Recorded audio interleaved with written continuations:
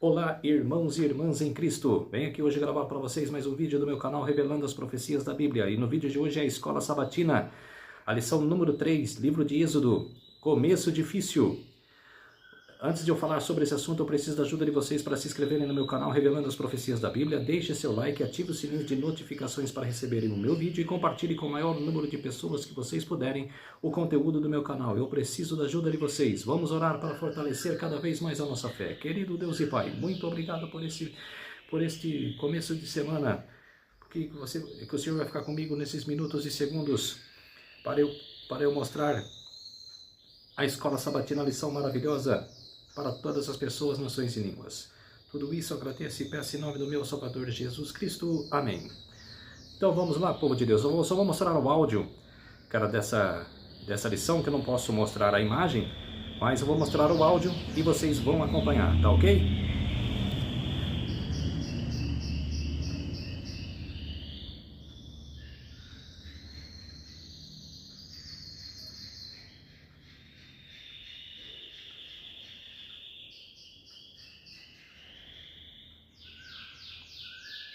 Só um minutinho.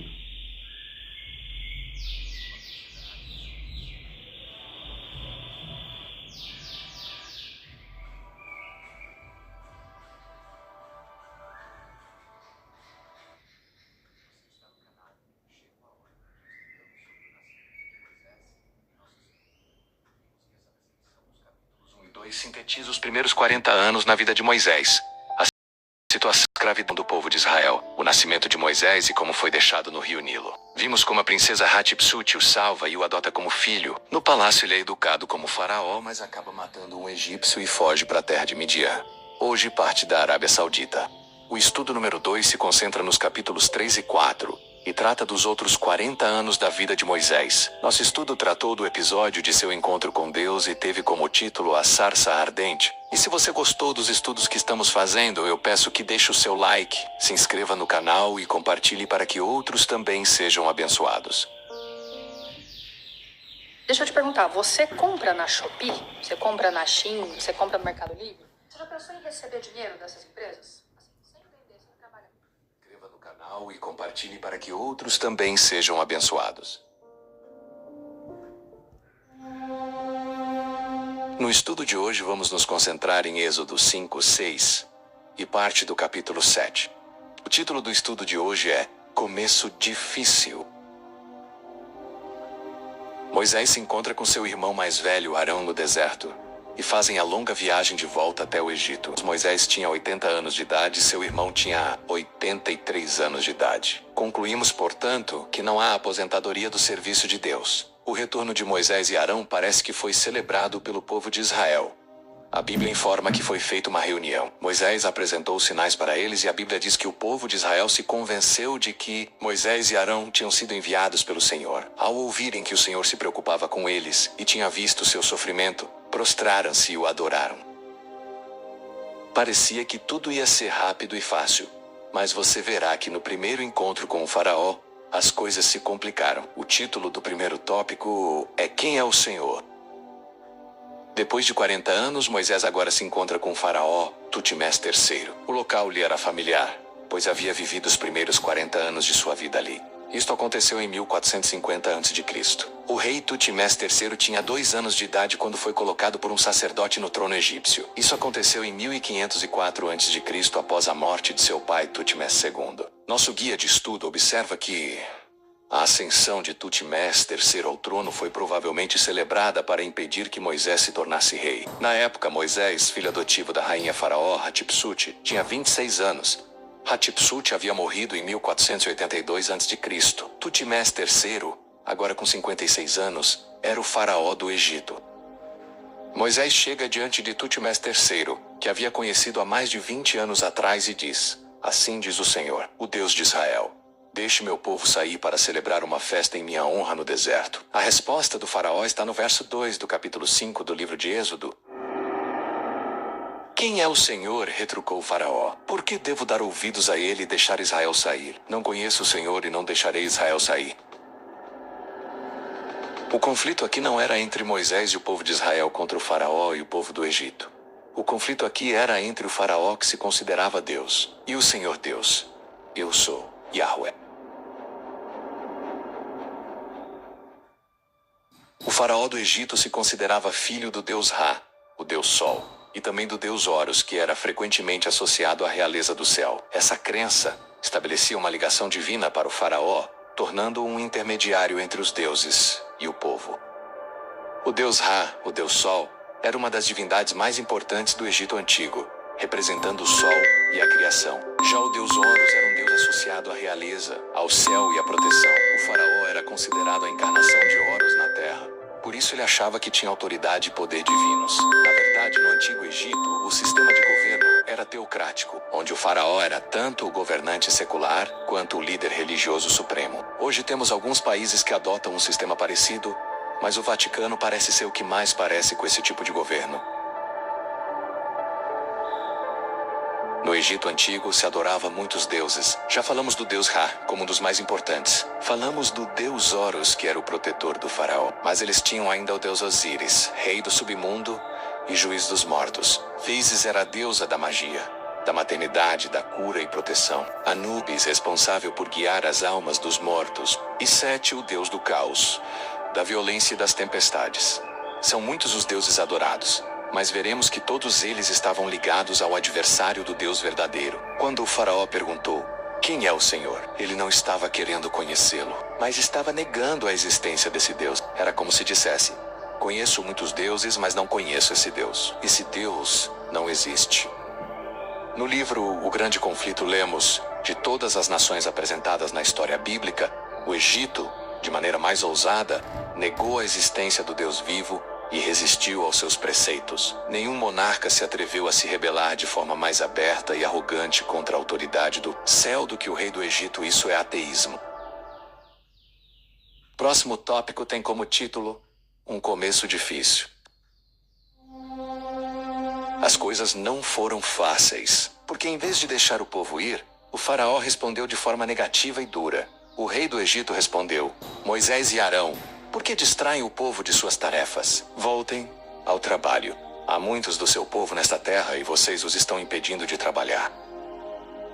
O livro Patriarcas e Profetas diz que, durante os 40 anos que seguiram a fuga de Moisés do Egito, parecia que a idolatria tinha vencido. Ano após ano, as esperanças dos israelitas tornavam-se mais fracas. Tanto o rei quanto o povo se orgulhavam de seu poder e zombavam do Deus de Israel. Do início ao fim, a oposição do faraó, a ordem divina, não foi fruto da falta de conhecimento, mas do ódio e da provocação.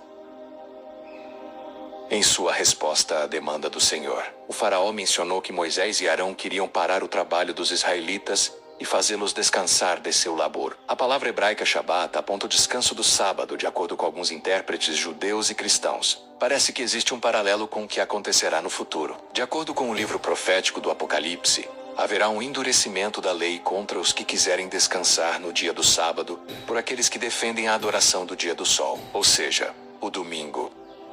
Um dos trabalhos realizados pelos escravos hebreus era a fabricação de tijolos, e o trabalho foi endurecido pelo faraó. Aumentem a carga de trabalho deles e cobrem o cumprimento das tarefas. Isso os ensinará a não dar ouvidos a mentiras. Os capatazes e os supervisores saíram e informaram o povo. Assim diz o faraó, vocês não receberão mais palha. Saiam e juntem na onde puderem encontrá-la. No entanto, continuarão a produzir a mesma quantidade de tijolos que antes. Então o povo se espalhou por toda a terra do Egito para juntar a palha que sobrava das colheitas.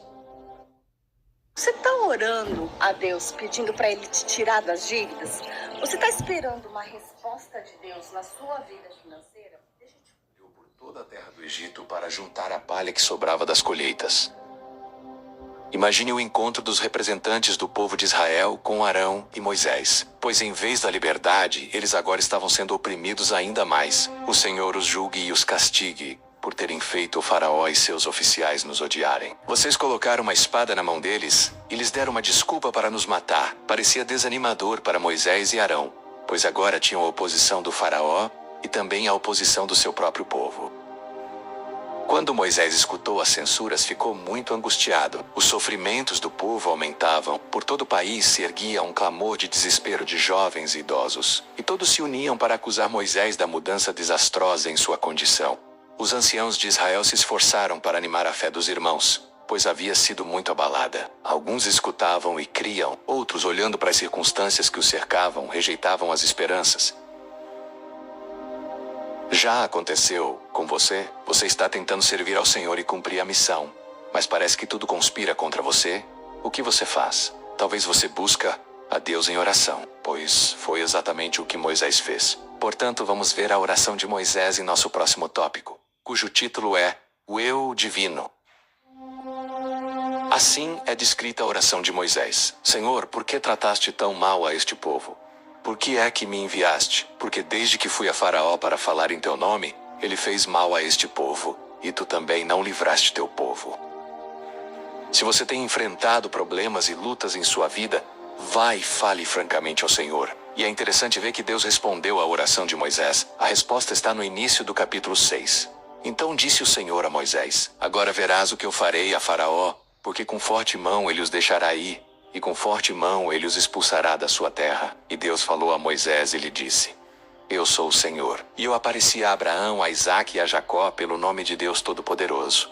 Mas pelo meu nome Jeová, não fui conhecido a eles. E também estabeleci o meu pacto com eles, para lhes dar a terra de Canaã, a terra de suas peregrinações, em que eram estrangeiros. E eu também tenho ouvido o gemido dos filhos de Israel, que os egípcios mantêm em servidão. E lembrei-me do meu pacto. Por isso, dize aos filhos de Israel: Eu sou o Senhor, e vos tirarei de debaixo das cargas dos egípcios, e vos libertarei da sua servidão, e vos redimirei com braço estendido, e com grandes juízos. E eu vos tomarei por meu povo, e serei vosso Deus. E vós sabereis que eu sou o Senhor vosso Deus, que vos tira de debaixo das cargas dos egípcios. E eu vos trarei para a terra, a qual eu estendi minha mão para dar a Abraão, a Isaque e a Jacó. Eu vou lá darei por herança. Eu sou o Senhor. Logo de início, Deus promete intervir e trazer a solução para o problema que Moisés e o povo de Israel está sofrendo. No verso 1, Deus diz: Você verá o que vou fazer. Eu farei o Faraó libertar vocês. Na verdade, ele vai expulsar vocês daqui do Egito. Nesses versos aparece 5 vezes o nome de Yahweh, o nome de Deus. O Deus eu sou. No verso 1, afirma que Yahweh respondeu às súplicas aflitas de Moisés. No verso seguinte, Deus diz a Moisés: Eu sou Yahweh. No verso 3, ele diz que apareceu no passado a Abraão, a Isaque e a Jacó como El Shaddai, cujo significado é Deus Todo-Poderoso. E então ele novamente apresenta o seu nome, Yahweh. Nos versos 6 a 8, Deus vai fazendo promessas e afirmando o seu poderoso nome. Veja só. Verso 6. Eu sou o Yahweh, e vos tirarei de debaixo das cargas dos egípcios, e vos libertarei da sua servidão, e vos redimirei com braço estendido, e com grandes juízos. Só aqui temos 3 promessas do Senhor Deus Yahweh. Vos tirarei do Egito, vos libertarei da servidão, eu vos redimirei. E o Senhor assina embaixo da lista de promessas: Eu sou Yahweh. E as promessas continuam no verso 7. Eu vos tomarei por meu povo, e serei vosso Deus. E vós sabereis que eu sou o Senhor Yahweh vosso Deus. E no verso 8 ele faz a promessa de levá-los para uma terra melhor, e novamente termina com a assinatura divina dizendo: Eu sou Yahweh. Aprendemos nesse episódio que não é errado reclamar ao Senhor. Não é errado trazer nossos problemas e frustrações diante do Senhor Yahweh em oração. Assim como Moisés buscou ao Senhor em oração, vá até ele. E assim como Deus respondeu oferecendo promessas e bênçãos ao povo de Israel, certamente ele também tem bênçãos e promessas para cada um de nós. O próximo tópico é extraído de uma resposta de Moisés a Deus. Não sei falar bem. O verso 9 relata que Moisés anunciou exatamente isso aos filhos de Israel. Contudo, eles não ouviram a Moisés por causa do desespero da alma e da cruel escravidão que padeciam. Nosso guia de estudo esclarece que os hebreus estavam tão desanimados pelo sofrimento que não conseguiram ouvir as palavras de Moisés, que garantiam que Deus cumpriria a sua promessa. Eles estavam perdendo a esperança. Já esteve em situação semelhante? É possível que sim. Quem nunca se sentiu, em algum momento, deprimido, desapontado, insatisfeito e até mesmo abandonado por Deus? O povo de Israel não podia ver o futuro, mas Deus tinha milagres impressionantes para realizar em favor deles. O Senhor venceria o Egito com milagres inacreditáveis. Os levaria pelo deserto e eles atravessariam o Mar Vermelho em terra seca. Seriam alimentados de forma milagrosa. Deus faria jorrar a água da rocha. Pense nos milagres que Deus pode e quer fazer em sua vida. Porque sou eu que conheço os planos que tenho para vocês, diz o Senhor. Planos de fazê-los prosperar e não de lhes causar dano. Planos de dar-lhes esperança e um futuro. Então Deus reafirma a missão a Moisés, ordenando: vai dizer ao faraó, rei do Egito, que faça sair de seu país os filhos de Israel. Moisés apresenta novamente desculpas diante da dificuldade da missão. Os israelitas já não querem me dar ouvidos. Como posso esperar que o faraó me escute? Tenho tanta dificuldade para falar. É impressionante a franqueza que Moisés tem com o Senhor. Parece que ele está conversando com Deus, como se falasse com um amigo. Mas é isso que a oração é: o abrir do coração como a um amigo. Seu celular agora faz isso e você nem sabia dessa nova função. Existe uma forma de transformar seu celular numa maquininha de cartão que recebe tanto no crédito como no débito de forma segura. No próximo tópico vamos ver a resposta de Deus e a solução divina para o problema de Moisés. O título é Moisés como Deus sobre Faraó. No verso 29 de Êxodo 6, Deus deu uma ordem a Moisés: eu sou o Senhor Yahweh. Transmita ao faraó, rei do Egito, tudo o que eu lhe disser. Essa era a missão de Moisés. Contudo, Moisés questionou o Senhor e disse: não posso fazer isso. Tenho tanta dificuldade para falar. Por que o faraó me daria ouvidos? A solução divina para esse problema está nos primeiros versos do capítulo 7. Então o Senhor disse a Moisés: preste atenção ao que vou dizer. Eu o farei parecer Deus para o faraó. E Arão, seu irmão, será seu profeta. Diga a Arão tudo o que eu lhe ordenar. E Arão mandará o faraó deixar o povo de Israel sair de sua terra. Parece que Moisés estava querendo fugir da missão, ou talvez se sentisse pequeno demais para uma tarefa tão grandiosa. O comentário bíblico adventista faz a seguinte observação: Moisés estava relutante em aparecer pela segunda vez diante do faraó, que era tão superior a ele do ponto de vista humano. Mas Deus lhe relembrou que, como representante do Deus dos céus e da terra, ele era superior ao faraó. O poder do rei era apenas humano, o dele era divino. Ele devia ser como um deus para o faraó, com autoridade e poder para ordenar obediência. A solução divina foi fazer de Arão, irmão mais velho de Moisés, o seu porta-voz. Deus chama essa posição de profeta. Deus falaria a Moisés. Moisés transmitiria a mensagem a Arão. E Arão falaria ao faraó. Nosso guia de estudo observa que, em sua misericórdia, Deus providenciou Arão para ajudar Moisés. O líder de Israel falaria com Arão, que então se dirigiria publicamente ao faraó. Moisés desempenharia o papel de Deus diante do rei egípcio, e Arão seria seu profeta. Essa é uma excelente definição para o que é um profeta. Um porta-voz de Deus, que transmite e interpreta sua palavra ao povo. Existe um verso da Bíblia que mostra que Deus sempre avisa por meio dos profetas o que vai fazer. Está no livro de Amós, capítulo 3, verso 7. Certamente o Senhor Deus não fará coisa alguma sem ter revelado seu segredo aos seus servos, os profetas. E Deus avisa a Moisés que as coisas não seriam fáceis. Os encontros com o faraó seriam confrontos tensos e prolongados. Notem o aviso de Deus nos versos seguintes: contudo, endurecerei o coração do faraó e depois multiplicarei meus sinais e maravilhas na terra do Egito. Mesmo assim, o faraó se recusará a ouvi-lo. De modo que farei minha mão pesar sobre o Egito, e então resgatarei meu exército, meu povo, os israelitas, da terra do Egito com grandes atos de julgamento. Quando eu levantar minha mão e tirar os israelitas do meio deles,